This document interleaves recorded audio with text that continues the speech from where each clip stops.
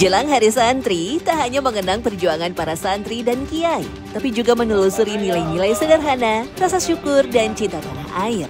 Bicara soal santri, sulit rasanya melewatkan sosok Kiai Abdurrahman Wahid alias Gus Dur. Bukan hanya dikenal sebagai sosok ulama dan presiden keempat Indonesia, tapi juga santri sejati yang mengajarkan toleransi. Soal selera makan, Gus Dur punya kuliner favorit loh. Ya, nasi kikil. Diceritakan langsung oleh pemilik nasi kikil yang menjadi favorit Gus Dur. Kabarnya, beberapa hari menjelang wafatnya, Gus Dur masih menyempatkan diri untuk menikmati menu nasi kikil di warung nasi kikil favoritnya itu dan memberikan sebuah wasiat tersendiri.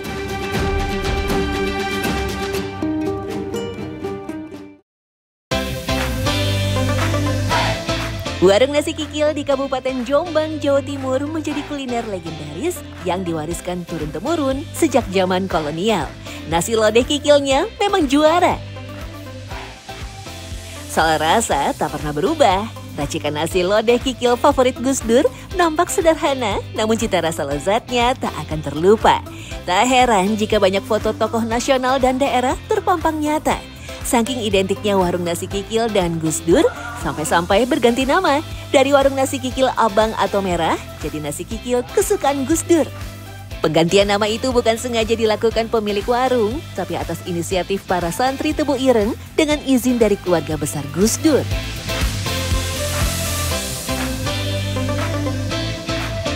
Tesnya agak pedas. Jadi di sini bukan hanya tempat sini saja, tempat warung yang menjual lodeh kikil ini. Ada 4 tempat yang populer di daerah sini. Yang warna merah ini terkenal dengan rasa atau taste yang agak sedikit spicy, agak pedas. Pada masa kolonial, bagian kikil termasuk yang tidak dilirik Belanda. Dibuang begitu saja bersama jeroannya sehingga bisa diolah kaum pribumi.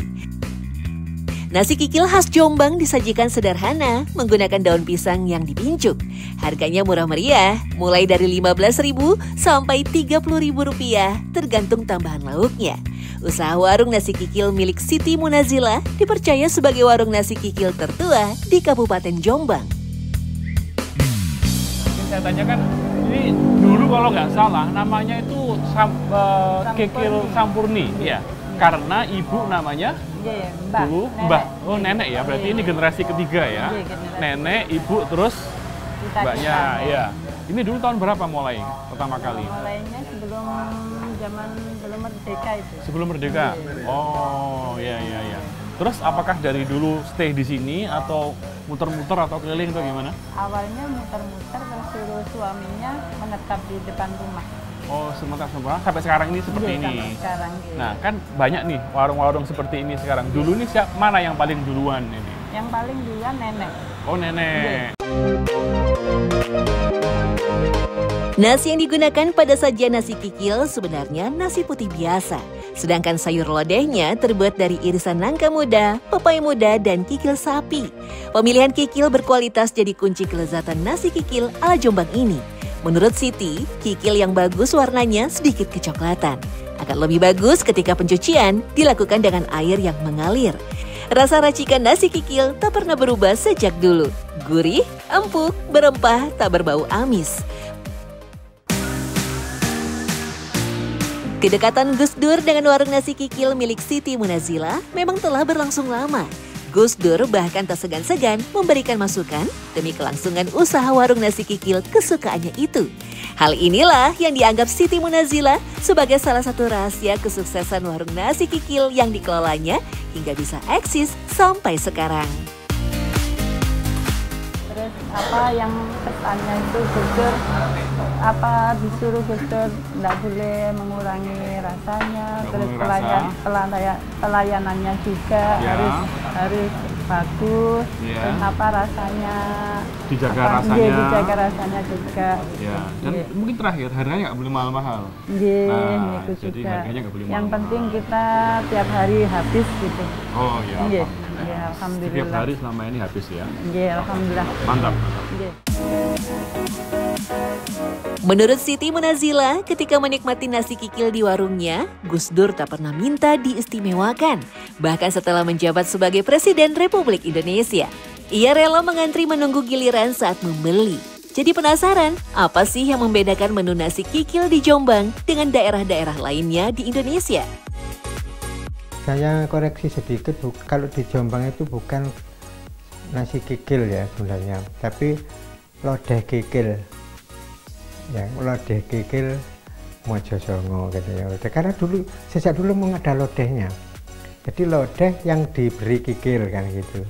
Kikil itu hanya menjadi bagian penting dari itu. Kalau tidak ada kikilnya ya seperti lodeh biasa yang. Nah, justru kalau ke sini biasanya milih-milih yang mana? Kan ada yang suka lidah, ada yang suka gempa, ada suka daunnya atau apa, yang mana? Kalau justru kalau dahar di sini itu enggak pernah pakai nasi. Oh. Jadi sayurnya aja sama tulang-tulang itu. Ya. Terus sama kalau ikannya semuanya suka. Semuanya suka, Iya. alhamdulillah semuanya suka. Iya, semuanya. Terutama yang kayak tulang kikilnya tuh ya. Iya. Oh, iya iya. Sepiring nasi kikil Jombang bukan cuma urusan selera, tapi bentuk kesederhanaan nyata dari sosok ulama.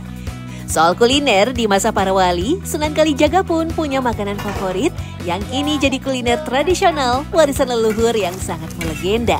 Ya, caos dahar, hidangan spesial yang sering disajikan untuk tamu agung dan menjadi salah satu cara Sunan Kalijaga untuk menyampaikan ajaran Islam kala itu. Nah, di sini dipakai caos dahar itu ada dua. Yang pertama, orang punya hajat.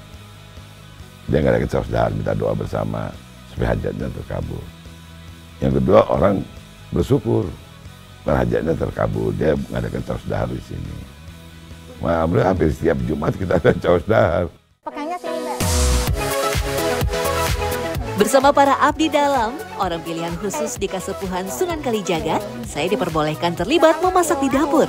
Lantaran hidangan ini nantinya bukan dipersembahkan untuk acara sakral, hajatan, atau menyambut tamu agung. Melainkan memasak spesial hanya untuk memperkenalkan tradisi budaya kuliner caos dahar saja. Salah satu inti dari lauknya terletak pada ayam. Ayam yang digunakan yakni ayam kampung karena memiliki daging yang lebih padat dan lembut. Uniknya, bumbu yang digunakan juga tidak boleh sisa yang ada di dapur. Semua harus baru karena dipercaya bisa mempengaruhi rasa dan juga sebagai bentuk penghormatan. Saking spesialnya, ada aturan yang wajib dipatuhi, yakni para abdi dalam dilarang icip-icip alias mengetes rasa karena akan dianggap misani atau masakan sudah bekas orang lain. Selain ayam, ikan lele dan ikan asin tak boleh ketinggalan. Semuanya dibakar secara tradisional. Ada makna di balik ikan lele bakar dan ikan asin bakar yang dilumuri bumbu pedas. Semuanya menunjukkan kesederhanaan laki-laki yang harus bekerja keras.